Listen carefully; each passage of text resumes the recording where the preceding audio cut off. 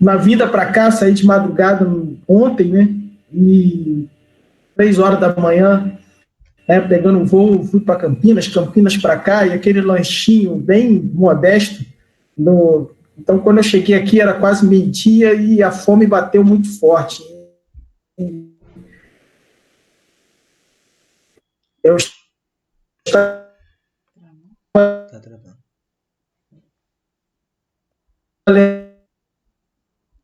lembrando da questão de encontrar alguma coisa para comer, ou um local aberto que venda algum alimento, né, e aquele alimento nos faz bem, realmente é um prazer grande, é uma gratidão quando a gente consegue saciar a nossa fome. Mas a fome física, ela nos remete à fome espiritual, e eu gostaria de compartilhar e meditar com os irmãos nesta manhã sobre essa busca que nós devemos ter sempre, o crente nascido de novo, em saciar sua fome espiritual. Baseado no texto de Isaías, no capítulo 55, versículos 1, 2, 6 e 7, poderíamos ler todo o capítulo, mas eu quero ser bem sucinto, objetivo nessa manhã.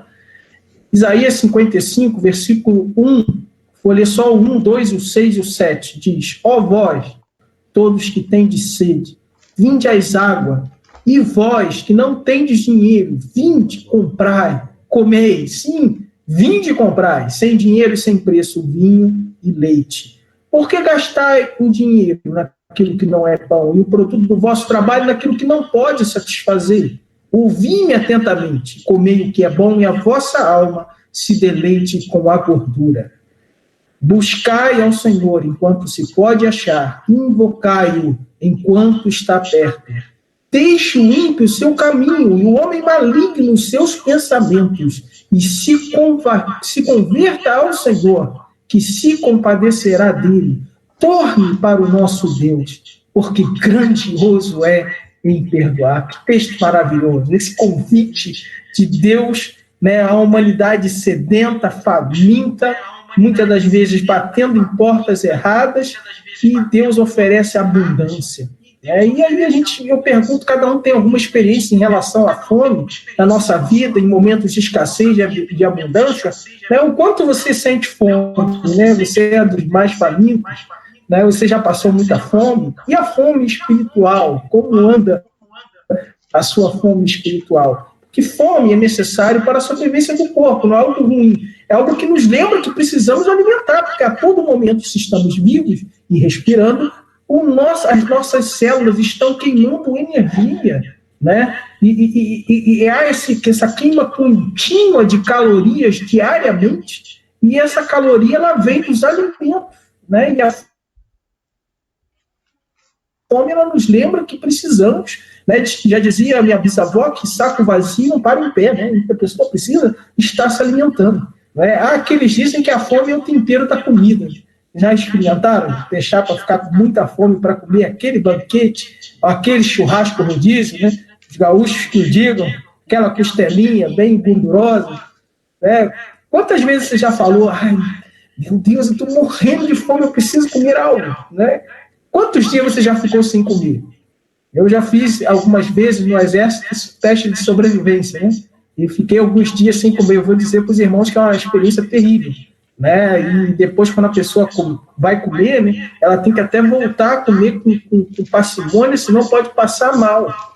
Mas ficar dias sem comer, eu não digo, e graças a Deus pela abundância de recursos que Deus tem dado ao seu povo, e aqui no nosso país, né, nós não temos fome generalizada, de colheitas todas destruídas, né, mas e ficar sem ler a Bíblia? Quantos dias o irmão ou a irmã já ficou sem ler a Bíblia?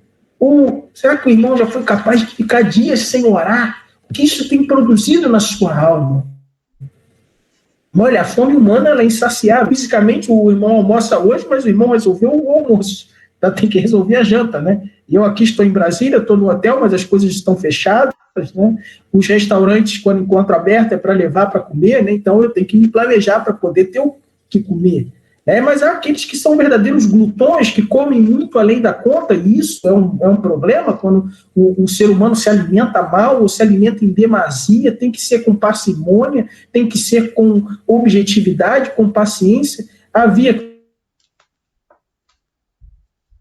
os romanos usavam a bulimia, comiam só pelo prazer de comer e sem pensar na saúde do corpo, né? E iam para o banheiro, provocavam vômitos para voltar a comer. E hoje nós vivemos uma sociedade humana que é hedonista ao extremo, busca o prazer a qualquer custo, e muitos crentes têm baseado a sua relação em prazeres que não espelham a nossa relação com Deus. Até porque quando nós crentes tentamos preencher a nossa fome espiritual com outras coisas que não Deus, esse vazio permanece. Já dizia o chamado Santo Agostinho pela Igreja Católica, né? Mas Agostinho dizia que o homem, na sua vida, é do tamanho de Deus, ou seja, só Deus pode preencher o nosso vazio. E um dos primeiros sintomas que ocorrem com as pessoas quando estão doentes é a perda da fome. Né? A pessoa esquece de comer, não sente vontade de comer, e começa a se tornar fraca, debilitada. Né? Mas, irmãos, o ato de comer, Deus poderia simplesmente ter colocado fome, mas não ter colocado paladar. Né? E nós temos as papilas gustativas na nossa língua que sentem azedo, amargo, né? As comidas picantes, sentimos o doce, né? Justamente porque Deus nos deu essa capacidade de nos deliciar, de poder usufruir do alimento.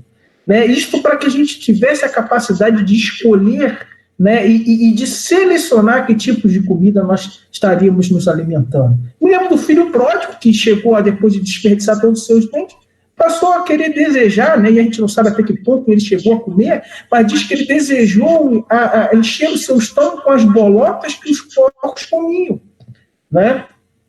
E ele lembrou que até os empregados do seu pai tinham abundância de pão. E aí ele comparou a mesa que ele estava tendo com a fartura que tinha na casa do seu pai.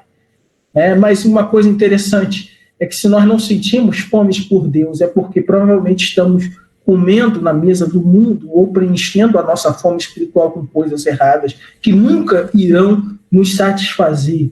Né? Até porque um morto em seus delitos e pecados não tem fome e sede de justiça, não consegue sentir fome de Deus, né, da fé genuína.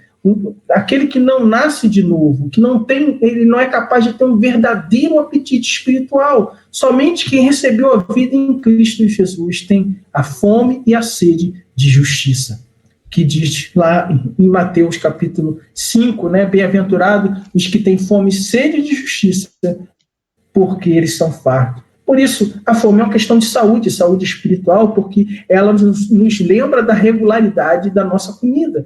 E nós devemos comer bem espiritualmente falando, através da oração, da leitura da Bíblia, do louvor, da comunhão com Deus. Jeremias 29:13 fala, né, buscar-me-eis e me achareis quando me buscardes de todo o vosso coração. E essa busca, né, por alimento exige uma prioridade do nosso dia para aquilo, né? Tem um dia que a gente, na hora do dia que a gente para tomar café, um momento que a gente para almoçar, ou um momento que a gente para cear, para jantar, né? Ou para lanchar, né? E tem uma priorização, uma preparação para aquele alimento chegar à nossa mesa. Né? Na vida espiritual também nós temos que sair da nossa zona de conforto. Achei interessante no meu estudo, quando eu estava preparando esses slides, né? Em Cantares 5:3, quando houve aquele primeiro problema de desencontro entre a sunamita e o seu noivo, né, que o noivo bateu a porta, lá em Cantares 5:3, e ele estava molhado pelo orvalho da noite, e a sunamita falou, poxa, mas agora já estou deitado, agora já estou... Né? E aí, quando ela viu, o noivo já tinha ido embora, né, porque a gente tem que sair da zona de conforto, né, para poder se alimentar, não dá para ficar deitado na cama. Né? Diz que o preguiçoso, lá em Provérbios, fala que tem preguiça de pegar a comida e levar até a boca. Né? E na alimentação espiritual, nós temos que vencer essa preguiça. Apocalipse 3:20 diz que eis que estou à porta e bato, se alguém ouvir e abrir a porta, eu entrarei com ele e cearei com ele. É justamente essa questão de levantar, de abrir a porta para Cristo. Isso nos tira da zona de conforto, convidá-lo a entrar na nossa casa, a sentar conosco e a comer. Isso é a comunhão máxima, é quando nós somos capazes de dividir refeição, né? Por isso que quando vemos Salmo 133:1, ó, quão bom e quão suave é que os irmãos estejam em união, o que está escrito no original hebraico, né, Hinematov, Manai, Shevet Ahim Gamear, quer dizer, Hine Hine Matov, eis o que é bom, né, o que é agradável. Shevet Yahim Gamiar, sentem juntos os irmãos. Né? Então, quando diz comunhão, é sentar para comer. É interessante que essa é a comunhão que o judeu tinha, e ele não comia com qualquer pessoa. Né? Então, essa comunhão com Deus é a comunhão da refeição, do se alimentar de Deus diariamente. Porque o autossuficiente, né, ele não precisa de comida, né? Ninguém aqui se alimenta da luz, por mais que dizem que tem a dieta da lua, né, que come tudo, só não come a lua, ou que diz que se alimenta da luz, né, só fica pela luz do sol e esquece de comer. Mas tem muita gente que se acha insuficiente, e se acha suficiente, e não se lembra de buscar a Deus, e são se tornam pessoas orgulhosas que acreditam que sabem tudo. Né? E diante da vida nós precisamos de humildade, reconhecer que temos muito a aprender. A cada dia ninguém sabe tudo, e quanto mais estudamos a palavra de Deus, mais descobrimos que não sabemos nada, mais vemos, somos conscientes dos nossos pecados e descobrimos que somos carentes da graça de Deus. Né? E tem aquele que come pra caramba, né? Come besteira, e aí depois, eu não devia ter comido isso, não devia ter feito isso. Isso é a mesma postura com os nossos pecados, quando fazendo coisas erradas e vem um sentimento de culpa, e vem vazio do coração, que vem compelido por atitudes vazias na nossa vida. Isso é terrível. E isso nos lembra o terrível juízo de Deus contra o povo de Israel. Tem um texto que eu gostaria de compartilhar com os irmãos, eu vou tentar aqui abrir, ver se os irmãos conseguem me acompanhar na leitura. Jeremias 2,13. Olha o que Jeremias fala quando o povo estava na iminência de ser castigado com a invasão babilônica por sua rebeldia de idolatria. A mim me deixaram um manancial de águas vivas e cavaram cisternas rotas que não retêm água. Ou seja, na carência de água, as pessoas cavavam cisternas vazias, tentando que retesse a chuva, mas as cisternas estavam rotas e não conseguiam pegar água. Isso é o que acontece muitas das vezes com o povo de Deus hoje, né? Que esquece do manancial das águas vivas, esquece da Bíblia, esquece da palavra pura e simples, e se enche com livros e teologias falsas, né? E com desvios doutrinários, com amuletos, com campanhas que desviam da verdade, da fé genuína em Deus. E isso se torna cisterna rota, cisterna que não retém água. Olha só o juízo de Isaías 29, de 8, 14, que muitas das vezes nos lembramos da falsa alegria que sentimos diante de grandes campanhas, né, e ativismos, e o tratamento da igreja como se fosse um mero clube ou um mero círculo social, e que essa alegria fosse o verdadeiro alimento da alma, distante da alegria de um relacionamento íntimo e pessoal com Deus. Quando Deus está questionando por intermédio de Isaías o povo, né, e falando sobre o juízo deles, por causa da rebeldia do povo, do castigo. O povo seria como faminto, que sonha que está comendo. Olha que coisa. A pessoa sonha que está comendo um churrasco maravilhoso, mas acordando, sente a sua alma vazia. Ou como sequioso que sonha que está bebendo, mas acordando, eis que ainda desfalecido se acha a sua alma com sede. Assim será toda a multidão das nações que pelejarem contra o monte de Sião. Isso é um castigo de Deus. As pessoas sonham que estão satisfeitas, que estão gozando de uma alegria, mas essa alegria se torna vazia quando acorda para a realidade. E ele fala, tardai e maravilhai, escogai e clamai, bêbados estão, mas não de vinho, andam em tubetiano, mas não de bebida forte. Esse é um alimento falso. E aí ele faz ele fala de um castigo sobre os próprios profetas, um espírito de profundo sono, com os profetas com só se tornam cegas e não conseguem ver o óbvio, não conseguem entender a palavra de Deus, porque toda visão vos é como a palavra de um livro selado, que se dá ao que sabe ler. Ora, lê isto e ele dirá, não posso porque está selado. Ou se dá o livro ao que não sabe ler, dizendo, ora, lê isto, e ele dirá, não sei ler. Hoje tem muita gente que fala assim, eu não consigo ler a Bíblia, eu leio, não entendo, é muito difícil a linguagem, ou as pessoas já leem, não sei ler a Bíblia, se desviam. Mas por que isso acontece? Aí está, porque o povo se aproxima de mim, com a sua boca e com seus lábios me honra, mas o seu coração se afasta para longe de mim, e o seu temor para comigo consiste só em mandamentos de homens em quem foi instruído. Mas Deus ainda não desistiu do seu povo. não desistiu de cada um de nós. Eis que continuarei a fazer uma obra maravilhosa no meio deste povo, uma obra maravilhosa, um assombro, porque a sabedoria dos sábios perecerá e o entendimento dos seus prudentes se esconderá. Né? Então, enquanto perece a sabedoria dos sábios, enquanto perece a sabedoria, né, dos entendidos dessa vida, a palavra de Deus permanece atual, permanece maravilhosa e verdadeiramente alimenta a alma. Porque a fome e a alimentação espiritual estão verdadeiramente ligadas, e o povo de Deus precisa de fome e sede da palavra de Deus. Né? Como diz que esse é o tempo da fome e a sede de Deus. Amós 8:11 fala: eis que vem dias que vier fome sobre a face da terra, não fome de pão, nem sede de água, mas de ouvir a palavra de Deus. 5:6, bem-aventurados que têm fome e sede de justiça, porque eles serão fartos. Fome e sede por Deus são uma das razões que mantém muitos servos de pé, dispostos a estar com a mão no arado, e não só se terá fome e sede de Deus quando se estiver de regime dos banquetes desse mundo. Né? Porque depois que você come, você desperdiça, né? Quando fala, não come nada antes do almoço, senão você vai perder a fome.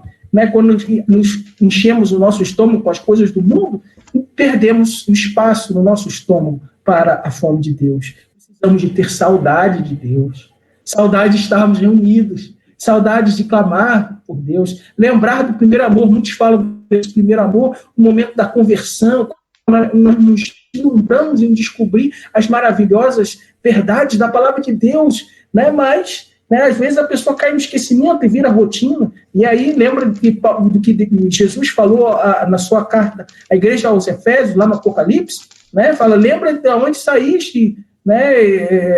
Lembra do primeiro amor. E precisamos nos contagiar mutuamente, não do coronavírus, mas pela fome e a sede de Deus. Talvez uma tragédia na igreja da pós-modernidade não é a falta, né, dessa fome espiritual, mas é porque as pessoas estão subnutridas, mas sem fome, estão secas, mas sem sede, e não são capazes de ir à fonte de águas vivas. Não é a busca por bênçãos, mas é sim pelo Deus das bênçãos. É a busca por conhecer a Deus e ter comunhão com Ele.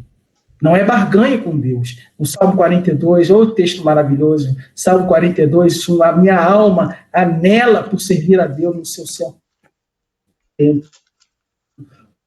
Como servo brama, suspira minha alma por ti, ó Deus. A minha alma tem sede de Deus, o Deus vivo. Quando entrarei, me apresentarei à face de Deus. Né? Aqui o salmista está com saudade do tempo, né? E nós estamos com saudade de estarmos reunidos juntos. E depois, no versículo 11, ele diz: por que está abatida a minha alma? Por que te perturbas dentro de mim? Espera em Deus, pois ainda o louvarei. Ele é a salvação da minha face e o meu Deus. Interessante as nuances do Antigo Testamento, né?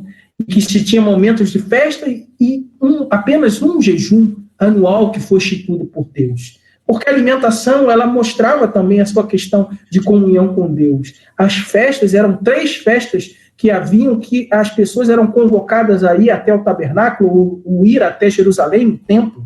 Né? Era na festa dos pães asmos, na Páscoa, e depois na festa da colheita, no Pentecostes, e por último, na festa das cabanas, né, no dia da expiação. Após o dia da expiação, havia a festa das cabanas, quando as pessoas construíam as cabanas e Deus tabernaculava, né, através das cabanas, lembrando da peregrinação no deserto e lembrando da presença de Deus durante a peregrinação no deserto. Esses 3 momentos eram momentos de festas, mas antes da festa dos tabernáculos havia o dia da expiação, o único dia no ano que se requeria que o judeu fazia o jejum. Quando ele esquecia de comer, ele afligia a alma e orava. Toda a nação se reunia para orar e pedir a Deus, clamar misericórdia e perdão pelos pecados, e o sacerdote ele entrava naquela única vez no Santo dos Santos e pegava o sangue do altar de bronze que estava no pátio do cordeiro, né, do bode, era imolado. E esse sangue era colocado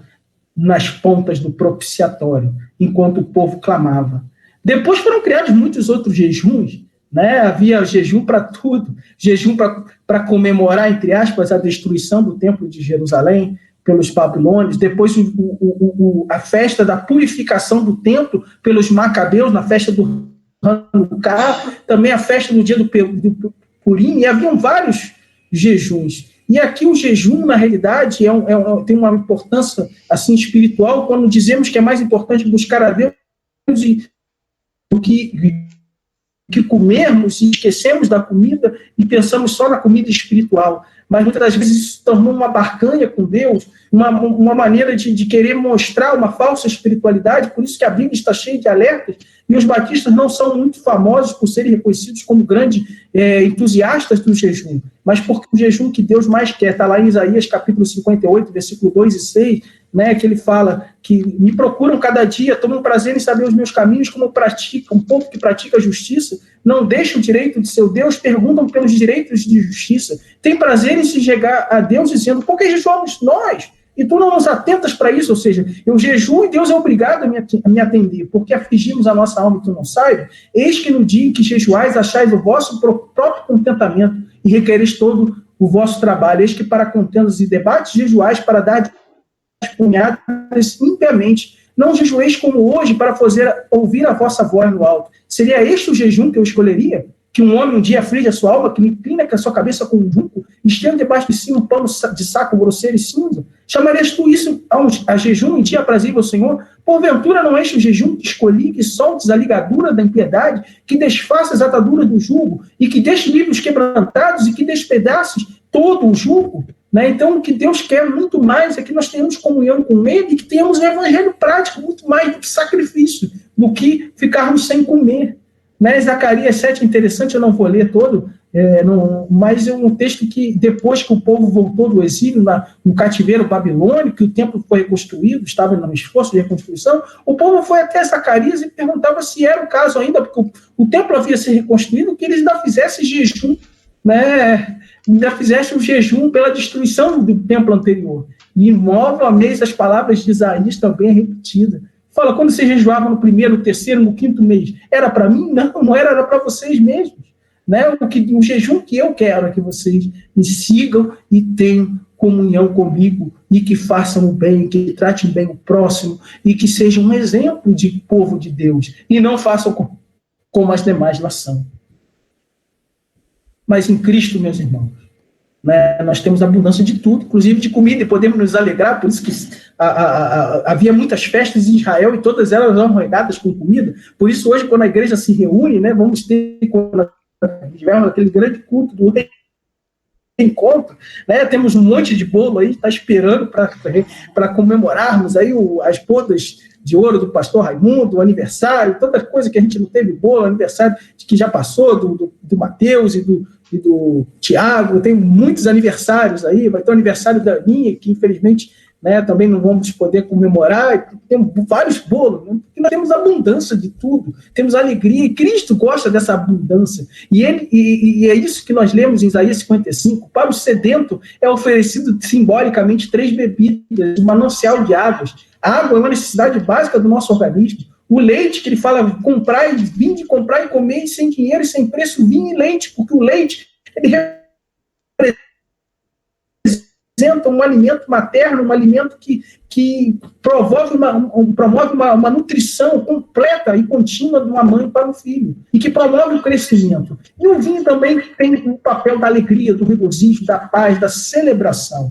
Né? A qualidade e a quantidade desses benefícios é máxima, abundante e nunca se apaga. Lá em João 4,14, quando Jesus pregava para a mulher samaritana junto ao poço de Jacó, ali na terra de Sicar, ali ele fala que daquele que crê nele, vivam em mananciais inesgotáveis, e essa era a comida que ele tinha para fazer quando seus discípulos foram lá comprar comida e não entenderam. Né? Essa é a realidade, que Deus é aquilo que realmente se precisa, e somente Ele pode diariamente nos satisfazer. Olha que textos maravilhosos que eu gostaria de compartilhar com os irmãos. Salmo 73, 25, 26. A quem tenho eu no céu senão a ti, na terra não há quem eu deseje além de ti, a minha carne e o meu coração desfalecem, mas Deus é a fortaleza do meu coração e a minha porção para sempre. Salmo 42, 1 e 2 eu já li, né? 42, 11, no 63, ó Deus, tu és meu Deus, de madrugada te buscarei, a minha alma tem sede de ti, a carne te deseja muito, em uma terra seca e cansada, onde não há água, para ver a tua fortaleza e a tua glória, como vi no santuário, porque a tua benignidade é melhor do que a vida, e os meus lábios te louvarão. Por isso, né, essa é uma aliança que nós devemos compartilhar com Deus. Né? Esse é o concerto que ele deseja fazer. Se nós lêssemos todo o capítulo de Isaías 55, fala que é uma nação, ele fala do concerto através de Davi com a nação de Israel, com todo aquele que crê. É uma aliança que mostra que nós devemos ouvir a voz de Deus, que nós podemos vir, comprar e comer de graça, porque a salvação é de graça, né? E a salvação é pela graça e não pelas nossas próprias obras ou pelos nossos próprios méritos. Interessante, eu me lembro de uma mulher viúva de profeta, narrado lá em 2 Reis, capítulo 4, versículos de 1 a 7, né, quando uma mulher veio bater desesperada na porta de Eliseu, dizendo que o profeta, o marido dela, tinha morrido e tinha deixado um monte de dívida, os credores bateram lá e iam levar os filhos como escravos, e ela não tinha o que comer, o que pagar, e ele pergunta o que ela tem em sua casa, e ela só tinha uma pequena botija de azeite. E ele manda que ela vá e recolha todas as vasilhas, até não conseguir mais. Depois fechasse a sua porta, derramasse o azeite em cada vasilha. E ela fez isso, e o azeite não acabou na botija, até que acabaram-se as vasilhas. Né? E Eliseu falou, vai, vende, paga a tua dívida e vive do resto. Ali, interessante, o desespero daquela mulher, na dor daquela mulher, que ela descobriu que Deus era tudo o que ela tinha. Por isso ela vai ao profeta. E interessante que você nunca descobrirá que Deus é tudo o que você precisa, até que você reconheça que Deus é tudo que você tem. Como aquela viúva. E a quantidade do seu vazio, a quantidade de vasilhas daquela mulher foi a quantidade de azeite que foi preenchida. A quantidade do seu vazio determinará a quantidade de seu preenchimento por Deus, pela palavra de Deus, pela a graça de Deus, pela sabedoria de Deus. Quanto mais vazio você tiver, quanto mais espaço você achar na sua vida, mais espaço ele vai preencher. Quanto maior for o valor a intensidade da sua fome espiritual, melhor vai ser o banquete espiritual, que ler a Bíblia, que está na sua presença, que está em comunhão com os demais irmãos. Ore, meu irmão, ore, meu amigo, minha irmã, para que Deus aumente sua fome e sua sede dele, a passo que esvazie-se de si mesmo. Como João Batista falou, era necessário que ele cresça, Jesus crescesse, e ele diminuísse. Essa deve ser a nossa oração, esse deve ser o exercício da nossa fé, porque isso sim é força na nossa fraqueza, porque quanto mais fraco nós nos declaramos diante de Deus, mais o seu poder se aperfeiçoa na nossa fraqueza. Buscai ao Senhor enquanto se pode achar, invocai enquanto ele está perto, deixe o ímpio o seu caminho mau e o homem maligno os seus pensamentos, e se volte para Deus, porque grandioso é Deus em perdoar.